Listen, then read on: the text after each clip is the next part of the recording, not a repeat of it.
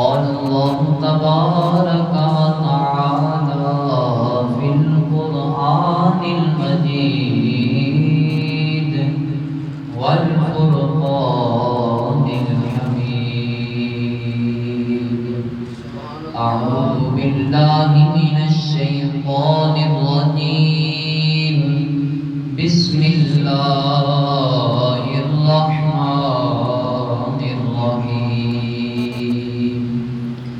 أولئك على هدى من ربهم وأولئك هم المفلحون.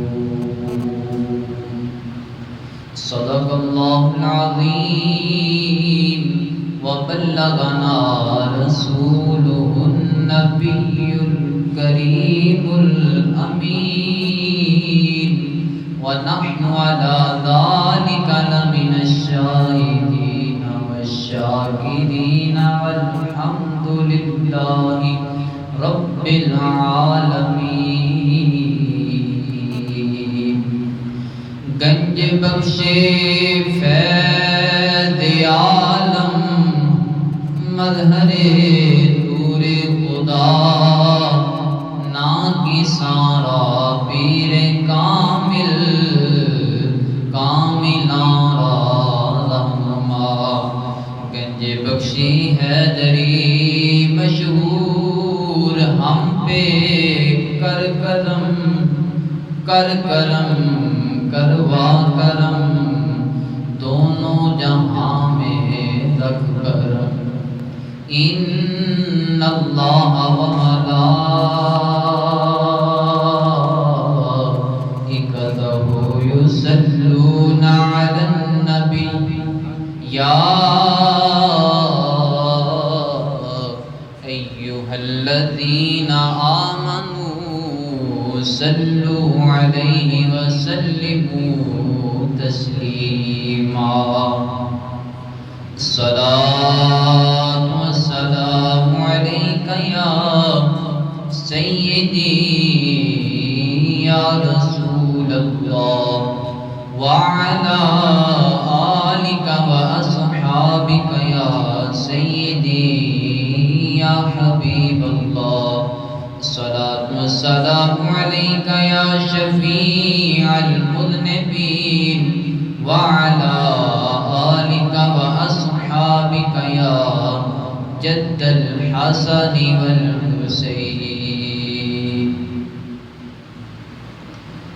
ثنائے محمد جو کرتے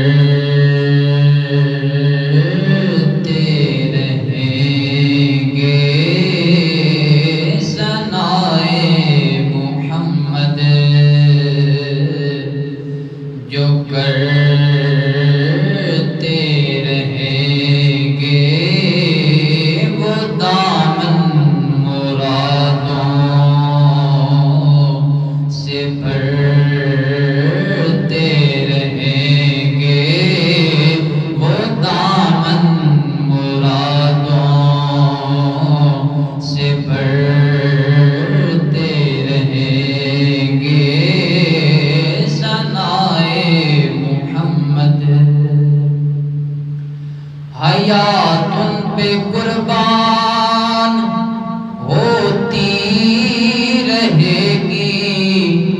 حیات ان پہ قربان ہوتی رہے گی جو ان کی محبت میں مرتے رہیں گے، جو ثنائے مصطفیٰ کرتے رہیں گے، یعنی جو حضور کی نعتیں پڑھتے رہیں گے وہ دامن مرادوں سے بھرتے رہیں گے، اور زندگی جو ہے ان پر قربان ہوتی رہے گی جو حضور کی محبت میں مرتے رہیں گے۔ حیات ان پہ قربان ہوتی رہے گی، حیات ان پہ قربان ہوتی رہے گی جو ان کی محبت میں مرتے رہیں گے، جو ان کی محبت میں مرتے رہیں گے۔ وہ لمحات بخشش کا سامان ہوں گے، وہ لمحات بخشش کا سامان ہوں گے۔ کون سے لمحات؟ وہ لمحات بخشش کا سامان ہوں گے جو ذکر نبی میں گزرتے رہیں گے، جو ذکر نبی میں گزرتے رہیں گے، جو ذکر نبی میں گزرتے رہیں گے۔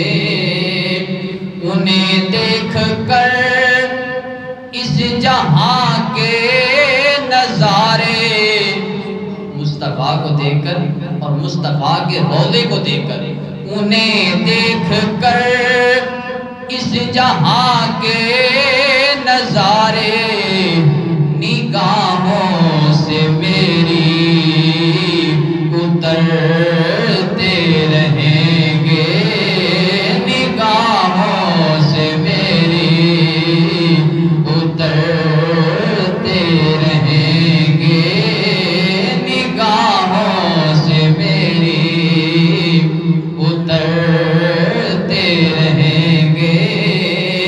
ریاض ان کے دامن سے وابستہ ہو جا، مصطفیٰ کے دامن سے وابستہ ہو جا، ذکر نبی سے وابستہ ہو جا، پھر کیا ہوگا؟ ریاض ان کے دامن سے وابستہ ہو جا، تیرے کام بنتے سنورتے رہیں گے، تیرے کام بنتے سنورتے رہیں گے، تیرے کام بنتے سنورتے رہیں گے۔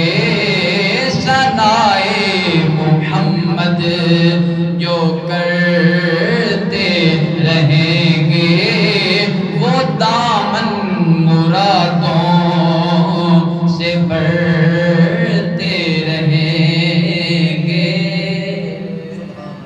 اللہ تعالیٰ کی حمد و ثنا کے بعد درود امام الانبیاء شب اسرا کے دولہ مدینے کے تاجدار حضور پرنور شفیع امت جناب محمد مصطفیٰ صلی اللہ علیہ وآلہ وسلم کی بارگاہ نعت کے اندر نہایت ہی ادب کے ساتھ انکساری کے ساتھ پیش کرنے کے بعد تمام معزز سامعین کرام اور جہاں تک میری آواز جا رہی ہے تمام اہل اسلام کو میری طرف سے السلام علیکم ورحمۃ اللہ وبرکاتہ۔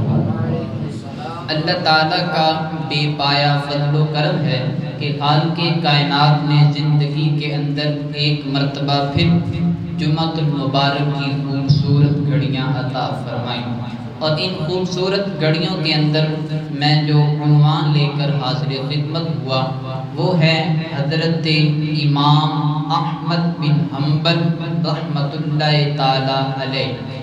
آپ کا ذکر خیر کرنا ہے۔ دعا گو ہوں کہ اللہ تعالیٰ مجھے حق اور سچ بیان کرنے کی توفیق عطا فرمائے اور آپ کو سن کر یاد رکھنے اور اس پر عمل کرنے کی توفیق عطا فرمائے۔ دوران خطبہ میں نے قرآن پاک سے ایک آیات مقدسہ پڑھنے کا شرف حاصل کیا۔ خالق کائنات نے فرمایا اولئک علی ھدی من ربہم، یہی وہ لوگ ہیں جو اپنے رب کی طرف سے ہدایت پر ہیں۔ وَأُولَئِكَ هُمُ الْمُفْلِحُونَ، اور وہی فلاح پانے والے ہیں، اور وہی فلاح پانے والے ہیں۔ اب اس آیت مبارکہ کی تفسیر قرآن پاک کی ایک اور آیت سے کرتے ہیں کہ وہ کون سے لوگ ہیں جو فلاح پانے والے ہیں اور جو رب کی طرف سے ہدایت پانے والے ہیں۔ خالق کائنات کا قرآن بیان کرتا ہے الذین آمنوا وکانوا یتقون، وہ لوگ جو پرہیزگاری اختیار کرتے ہیں، جو تقوی اختیار کرتے ہیں، جو برے کاموں سے اجتناب کرتے ہیں، وہ ہیں فلاح پانے والے اور وہی اپنے رب کی طرف سے ہدایت پانے والے۔ اور انہی میں سے جنہوں نے ہدایت پائی، جنہوں نے تقوی اختیار کیا، انہی میں سے ایک شخصیت جس کا نام حضرت امام احمد بن حنبل رحمۃ اللہ تعالی علیہ ہے۔ اب سنتے جائیے کہ آپ کو خالق کائنات کا خوف کتنا تھا، کہ رب کا ڈر کتنا تھا۔ اب ڈر کا عالم دیکھیں کہ آج کئی صدیاں گزر گئی، کتنا عرصہ گزر گیا۔ آج سٹیجوں پر، ممبروں پر، محافل کے اندر علماء ان کا ذکر کرتے ہیں۔ کس وجہ سے ذکر کرتے ہیں؟ کہ انہوں نے اپنی زندگی اللہ سے ڈرتے ہوئے گزاری اور رب تعالیٰ کی عبادت کرتے ہوئے گزاری، اور کہ آپ نے حضرت امام احمد بن حنبل نے اللہ تعالیٰ سے خوف مانگا کہ یا رب مجھے اپنا خوف عطا کر، اور آپ فرماتے ہیں کہ رب تعالیٰ نے مجھے اپنا اتنا خوف عطا کیا، اتنا ڈر عطا کیا، اتنا ڈر عطا کیا کہ مجھے ایسے لگتا تھا جیسے میری عقل زائل ہو جائے گی، میری عقل ختم ہو جائے گی۔ اور حضرت امام احمد بن حنبل رحمۃ اللہ تعالیٰ علیہ فرماتے ہیں کہ مجھے میرے رب نے فرمایا، کیا فرمایا؟ کہ اے احمد بن حنبل، اگر تم چاہتے ہو کہ تمہیں رب کا قرب مل جائے، تمہیں رب کی بندگی مل جائے، تمہیں رب کی محبت مل جائے، تو پھر پتہ کیا کرنا ہے؟ تم نے وہ قرآن پڑھنا ہے۔ تم جب قرآن پڑھو گے، جب قرآن کو پڑھو گے تو انشاءاللہ تعالیٰ تمہیں میرا قرب مل جائے گا۔ یہ رب کا فرمانا ہے حضرت امام احمد بن حنبل کو۔ یعنی اگر رب کا انسان قرب چاہتا ہے تو وہ کس سے مل سکتا ہے؟ وہ اللہ کے قرآن سے مل سکتا ہے، اور وہ قرآن پڑھنے والوں سے مل سکتا ہے۔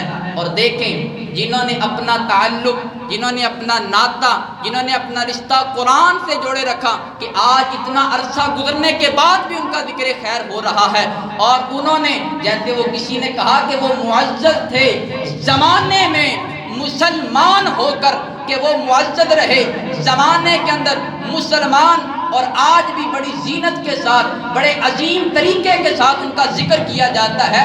کس وجہ سے؟ کہ انہوں نے اپنا تعلق قرآن سے جوڑا، اور جنہوں نے اپنا تعلق قرآن سے توڑ لیا پھر ان کے متعلق بھی یہی آیا کہ وہ خار ہوئے تارک قرآن ہو کر، وہ قرآن کو چھوڑ کر، قرآن سے محبت کٹ کر کے، قرآن سے اپنا رشتہ تعلق توڑ کر، آج جتنی بھی ہمارے اندر یہ ذلت برپا ہو رہی ہے، جتنی بھی رسوائیاں ہیں، اس کی وجہ یہی ہے کہ آج ہم نے اپنا ناطہ، آج ہم نے اپنا تعلق قرآن سے توڑ دیا ہے۔ اور یہ بات ہے کہ جہاں تک کہ آج ہمارے گھروں کے اندر قرآن پڑے رہتے ہیں اور ان کے اوپر مٹی آ جاتی ہے، کچھ دنوں کے بعد ہم اٹھائے تو اس کے اوپر سے مٹی صاف کرتے ہیں، لیکن اگر اس زمانے نے اپنا تعلق قرآن سے رکھا ہوتا تو کبھی بھی کوئی ذلیل نہ ہوتا، کبھی بھی کوئی خار نہ ہوتا۔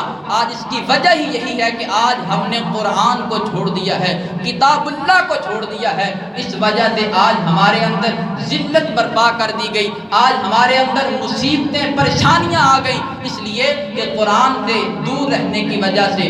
اور اس کے بعد پھر آپ نے فرمایا ایک اور بات، وہ یہ کہ آج ہمارا رب پر اعتماد نہیں ہے، آج ہمارا رب پر یقین نہیں ہے، آج ہمارا رب پر بھروسہ نہیں ہے۔ اور قرآن پاک کے اندر کہ اللہ تعالیٰ کی رحمت سے کبھی بھی نا امید نہیں ہونا چاہیے، اور اس کی امید رکھنی چاہیے کہ اللہ تعالیٰ ضرور با ضرور رحمت بھی فرمائے گا اور فضل بھی فرمائے گا، یہ امید رکھنی چاہیے۔ اور اسی امید کا نام توکل ہے، اسی امید کا نام اللہ کے ہاں توکل ہے، یعنی اللہ تعالیٰ پر اعتماد رکھنا۔ جس وقت کوئی مصیبت بھی آئے تو پھر بھی اللہ کو یاد کرے، جس وقت کوئی خوشی آئے پھر بھی اللہ کو یاد کرے۔ جب اس کا یہ نظام رہے گا تو دنیا میں کبھی بھی وہ ذلیل و خوار نہیں ہوگا۔ اور اس کے بعد یہ ہمیں کچھ بھی اعمال کرتے ہوئے، اچھے کام کرتے ہوئے، نماز پڑھتے ہوئے، زکوٰۃ ادا کرتے ہوئے، روزہ رکھتے ہوئے، کسی کے ساتھ بھی کوئی اچھا عمل کرتے ہوئے ہمیں مشقت محسوس ہوتی ہے۔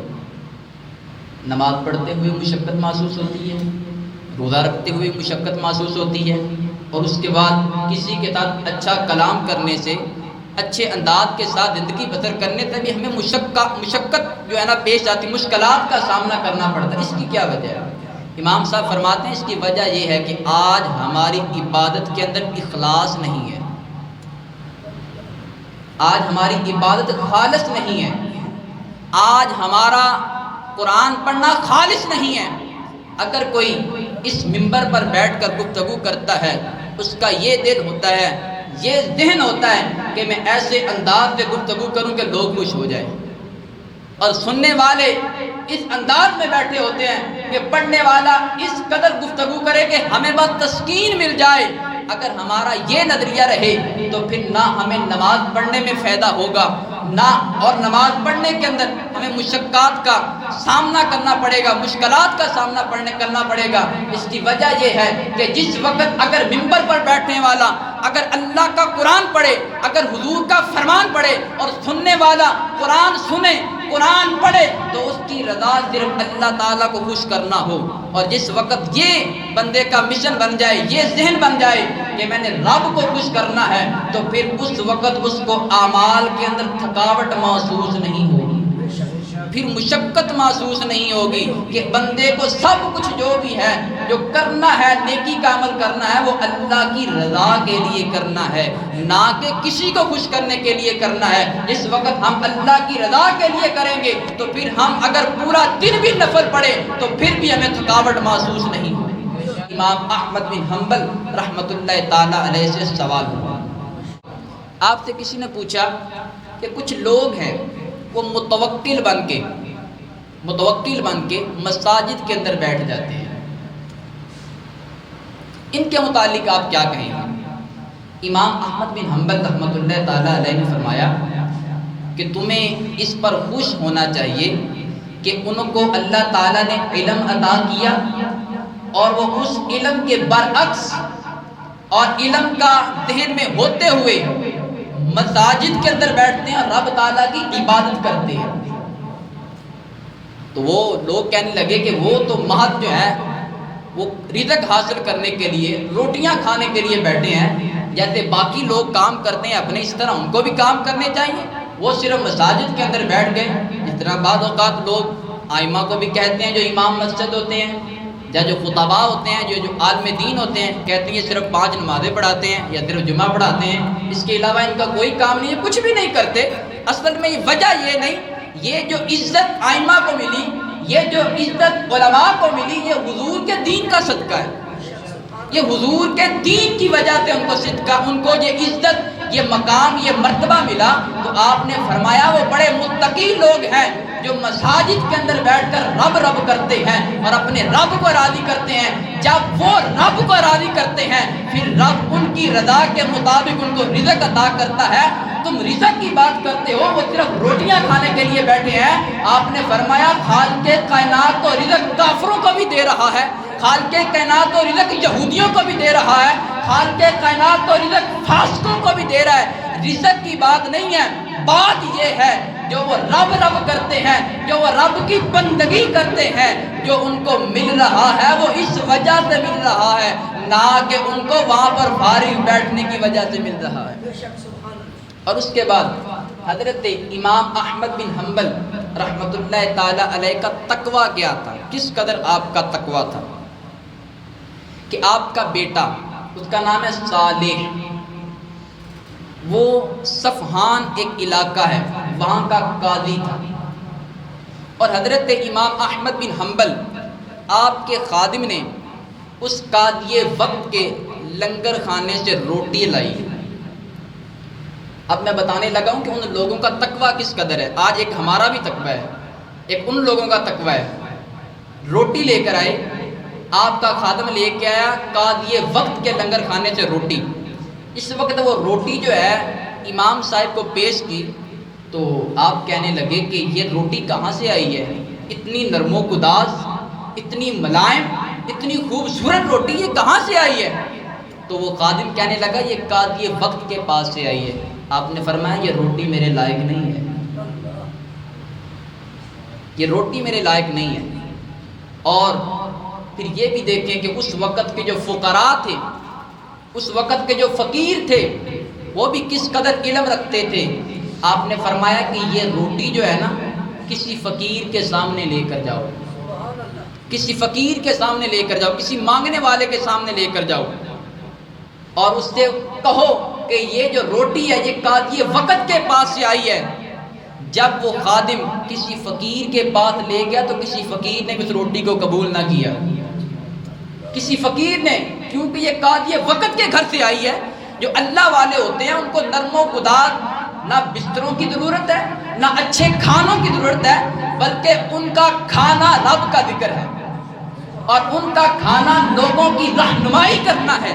تو جس وقت وہ فقیر کے پاس لے کر گیا لیکن کسی فقیر نے اس روٹی کو قبول نہ کیا، یہاں تک کہ 40 دن گزر گئے۔ 40 دن گزرنے کے بعد اس روٹی کے اندر سے سمیل آنا شروع ہو گئی، بدبو آنا شروع ہو گئی۔ خادم نے اٹھا کر اس کو دریائے دجلہ میں پھینک دیا۔ اس روٹی کو جو قاضی وقت کے پاس سے آئی سی، اس کو اٹھا کر دریائے دجلہ میں پھینک دیا۔ امام صاحب کو پتہ چل گیا کہ دریائے دجلہ کے اندر جو ہے یہ روٹی وہی روٹی پھینکی گئی ہے جو قاضی وقت کے پاس سے آئی ہے۔ تو جس وقت آپ کو پتہ چلا تو آپ نے اس دریا کی مچھلی کھانا بھی چھوڑ دیا۔ یہ تقویٰ بتا رہا ہوں کہ ان لوگوں کے تقوی کا کیا عالم تھا کہ یعنی جو ایک امیر لوگ ہیں، آج ہمارا تو یہ کوشش ہوتی ہے نا امیروں کے ساتھ ہماری دوستی ہو، مالداروں کے ساتھ ہماری دوستی ہو، مالداروں کے ساتھ ہمارا تعلق ہو، لیکن یہاں سے دیکھیں اسی لیے تو آج اتنا عرصہ گزرنے کے بعد بھی ان ممبروں پر ان کا نام لیا جا رہا ہے کہ انہوں نے رب کی بندگی میں اس طرح اپنا وقت گزارا۔ اور اس کے بعد پھر حضرت امام احمد بن حنبل رحمۃ اللہ تعالی علیہ حدیث سننے کے لیے، حدیث کیا، سرکار کا فرمان سننے کے لیے مکہ معظمہ تشریف لے کر گئے۔ سرکار کا فرمان سننے کے لیے حضرت سفیان ثوری رحمۃ اللہ تعالی علیہ سے، تو آپ نے اپنے خادم کو بھیجا کہ امام احمد بن حنبل آئے ہیں، ان کی ذرا خیریت معلوم کرو، ان کا پتہ معلوم کرو کہ ان کی کیسی طبیعت ہے۔ تو وہ جو خادم جس وقت آیا نا حضرت امام احمد بن حنبل کے پاس، تو حضرت امام احمد بن حنبل فقہ کے امام ہیں۔ دوستو ذرا غور کرو، آج ان کا نام ان اسٹیجوں پر، ان ممبروں پر، ان محافل پر لیا جا رہا ہے، یہ کسی وجہ سے لیا جا رہا ہے۔ وقت کا امام ہے لیکن ایک ہی جوڑا ہے، صرف ایک سوٹ ہے، ایک سوٹ، اور وہ سوٹ اتار کر ہلکا سا کپڑا جسم پر باندھ کر وہ دھوبی کو دے دیا۔ تو وہ خادم جو حضرت سفیان ثوری کا آیا، وہ کہنے لگا حضور میں آپ کو پیسے دیتا ہوں، آپ نیا سوٹ بنوا لیں، آپ نیا سوٹ بنوا لیں۔ آپ نے فرمایا نہیں، میری ایک تحریر کردہ کتاب ہے، حضرت امام احمد بن حنبل کتابوں کے مصنف ہیں، آپ کی تحریر کردہ کتاب ہے۔ آپ نے کہا کہ اے خادم اس کتاب کو لے جاؤ، اس کو بازار میں بیچو اور میرے لیے ٹاٹ خرید کے لاؤ۔ ٹاٹ، یہ ٹاٹ جس کو یہ اسکولوں کے اندر یا بعض اوقات وہ نیچے بچھانے کے لیے نرم سا کپڑا سا ہوتا ہے، یا کوئی اس کو بوری کہتے ہیں، اس طرح کا کپڑا میرے لیے لے کر آؤ۔ تو وہ جو خادم ہے وہ کہنے لگا حضور کوئی اس دور کے مطابق کوئی اچھا کپڑا نہ لے کے آؤں، کوئی نرم و نازک کوئی ملائم کپڑا نہ لے کے آؤں؟ آپ نے فرمایا نہیں میں اسی ٹاٹ میں گزارا کروں گا۔ یعنی یہ ہے امام احمد بن حنبل کہ وقت کے اندر صرف 2 لباس ہیں لیکن فقہ کے امام ہیں، اور رب تعالیٰ کی اس قدر بندگی کی کہ آج ان کا ذکر خیر ہر طرف ہو رہا ہے اور ہوتا رہے گا۔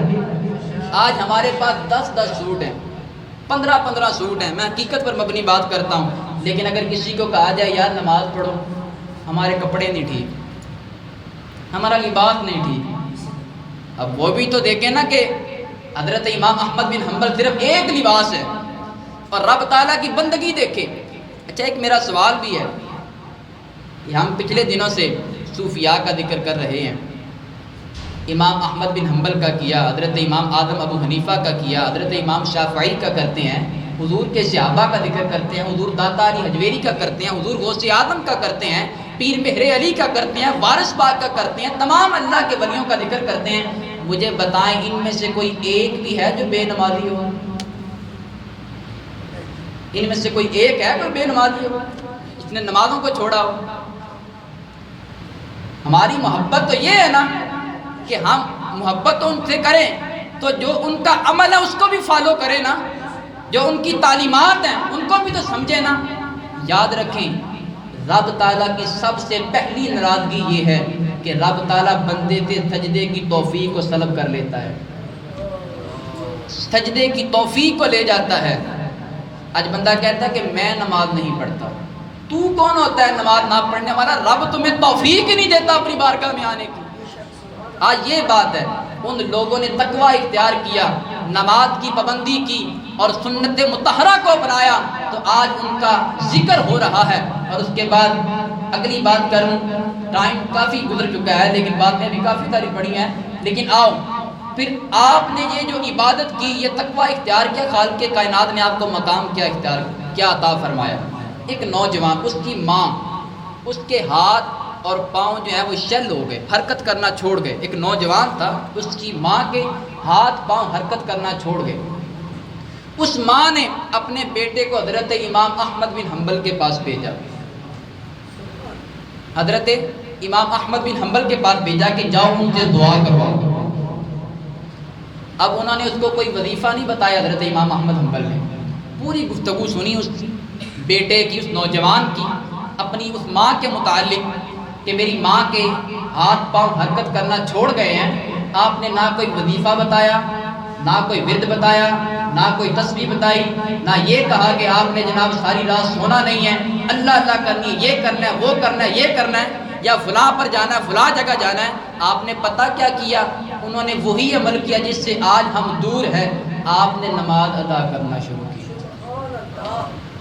حضرت امام احمد بن حنبل نے نماز ادا کرنا شروع کی، تو جس وقت حضرت امام احمد بن حنبل نے نماز ادا کرنا شروع کی تو رب تعالیٰ نے ان کی عبادت کے اندر کس قدر اخلاص رکھا ہے، کس قدر خالص پن رکھا ہے۔ ادھر امام احمد نماز ادا کر رہے ہیں، نوجوان گھر گیا، وہ ماں جس کے نہ ہاتھ کام کرتے ہیں، جس کے نہ پاؤں کام کرتے ہیں، اس وقت اس نے دروازے پر دستک دی، اسی ماں نے اپنے پاؤں سے چل کر اپنے ہاتھوں کے ساتھ دروازہ کھولا۔ نعرہ تکبیر، نعرہ رسالہ، نعرہ حیدری، نعرہ غوثیہ، کالی کملی والے۔ یعنی آپ کی نماز کے اندر کس قدر اخلاص ہے کہ اس ماں نے جس کے پہلے نہ ہاتھ کام کرتے تھے، جس کے نہ پہلے پاؤں کام کرتے تھے، آپ نے رب کی بارگاہ کے اندر اس طرح سر پر سجود ہوئے کہ وہ نوجوان گھر گیا تو اس کی ماں کے ہاتھ بھی ٹھیک ہو چکے تھے، پاؤں بھی ٹھیک ہو چکے تھے۔ اور اس کے بعد اگلی بات سنیں، حضرت امام احمد بن حنبل ایک مرتبہ وضو فرما رہے تھے دریا کے کنارے پر، دریا کے کنارے پر وضو فرما رہے تھے۔ ایک نوجوان نے دیکھا، اس کو پتہ چلا کہ یہ عالم دین ہے، ہمارے امام ہیں۔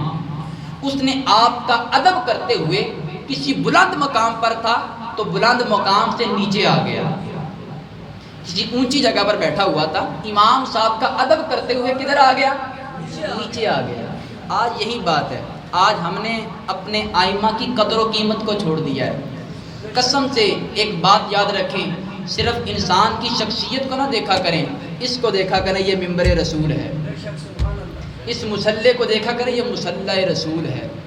اور میں یہ بات بھی کہتا ہوں کہ آج کے ائمہ کو، آج کے خطباء کو، آج کے علماء کو بھی سمجھنا چاہیے کہ ہم منبر رسول پر بیٹھتے ہیں۔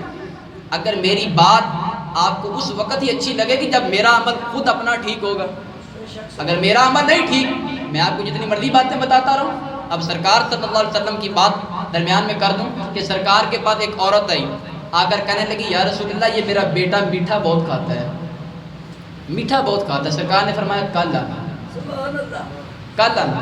وہ کل آئی، پھر آ کر کہنے لگی حضور یہ میرا بیٹا جو ہے میٹھا بہت کھاتا ہے۔ سرکار نے فرمایا کل آنا۔ تیسرا دن آ گیا، عورت پھر حضور میرا بیٹا میٹھا بہت کھاتا ہے۔ حضور نے فرمایا بیٹا میٹھا نہ کھایا کرو۔ وہ عرض کرنے لگی یا رسول اللہ بات کی سمجھ نہیں آئی، پہلے 2 دن آئی ہوں، آپ نے کہا واپس جاؤ واپس جاؤ، کل آنا کل آنا کل آنا، آج آپ کہہ رہے بیٹا میٹھا نہ کھانا، اس کی کیا وجہ ہے؟ آپ نے فرمایا اس دن 2 دن پہلے میں نے بھی میٹھا کھایا تھا، میں نے بھی میٹھا کھایا تھا، اگر میں خود نہیں کروں گا، یعنی ویسے سرکار صلی اللہ علیہ وسلم کی ذات یہ وہ خطا نہیں ہے، کوئی یہ کوئی گناہ نہیں ہے، ویسے بھی جو نبی ہوتے ہیں وہ معصوم عن الخطا ہوتے ہیں، لیکن بتانا یہ ہے کہ بندے کی بات پر عمل اس وقت ہی ہوگا جس وقت وہ خود عمل کرتا ہوگا، جس وقت وہ خود عمل نہیں نہ کرتا اس وقت اس کی بات کا بھی کوئی فائدہ نہیں ہوتا، اس کی بات کے اندر بھی کوئی تاثیر نہیں ہوتی۔ اس لیے تو اللہ کے ولیوں کی زبان میں تاثیر ہوتی ہے، تو وہ کہتے ہیں نگاہ ولی میں یہ تاثیر دیکھی بدلتی ہزاروں کی تقدیر دیکھی، کہ ان کی زبان کے اندر وہ تاثیر ہوتی ہے جس کے ساتھ بندوں کی تقدیر بدل جاتی ہے۔ اب اس بندے نے وہی بات حضرت امام احمد بن حنبل کا ادب کیا، ادب کیا ادب کیا، وقت گزرتا گیا، فوت ہو گیا۔ فوت ہونے کے بعد کسی کو خواب میں ملا اور نوجوان بتا تیرا کیا بنا، تیرے ساتھ کیا معاملہ پیش ہے؟ اس نے کہا کوئی اور اتنا اچھا عمل نہیں تھا، لیکن میں نے امام احمد بن حنبل کا ادب کیا، وہ عالم دین تھے، اس وجہ سے رب نے میری بخشش فرما دی کہ ایک عالم دین کا ادب، ایک ائمہ کا ادب انسان کی بخشش کا سبب بن جاتا ہے۔ اور یاد رکھیں اگر آپ میرے متعلق اچھا خیال رکھیں گے نا تو یہ ایٹومیٹکلی بات ہے میں بھی آپ کے متعلق اچھا خیال رکھوں گا۔ جب انسان کسی دوسرے کے لیے برا سوچتا ہے اسی وقت ہی وہ برا سوچتا ہے۔ اور حقیقت یہ بات جانیں، آج ہمارے گمان جو ہے نا، گمان، یہ ہمارے خیالات انہوں نے تباہی کی ہے۔ کوئی بھی مسئلہ بن جائے ہم کہتے ہیں فلاں نے کیا ہوگا، یہ فلاں نے ایسا کیا ہوگا، یہ فلاں نے ایسا کیا ہوگا، جس وقت ہم یہ کہتے ہیں یہ فلاں نے کیا ہوگا اس وقت بربادی شروع ہو جاتی ہے۔ جس وقت بھی آپ کو مشکل پیش آئے بلکہ یہ سوچنا چاہیے لگتا ہے مجھ سے کوئی غلطی ہو گئی ہے کہ مجھ پر یہ مصیبت آ گئی ہے، مجھ پر یہ مشکل وقت آ گیا ہے۔ اس لیے جس وقت بھی انسان پر کوئی مصیبت آئے، کوئی مشکل وقت آئے، کسی کی طرف منسوخ کرنے کی وجہ سے، منسوخ کرنے کی وجہ سے اس کو اپنے گریبان میں دیکھنا ہوگا۔ جیسے وہ میاں محمد بخش فرماتے ہیں نا کہ برے بندے نو میں لبن ٹریا، کہ پیڑے بندے نو میں لبن ٹریا، برے بندے نو میں لبن ٹریا تے مینو برا نہ لبا کوئی، تے جے میں اندر جھاتی پائی تے میرے تو برا نہ کوئی۔ کہ انسان کو پہلے اپنے گریبان میں دیکھنا چاہیے کہ میں کس قدر عمل کرنے والا ہوں، پھر اگلا بندہ عمل کر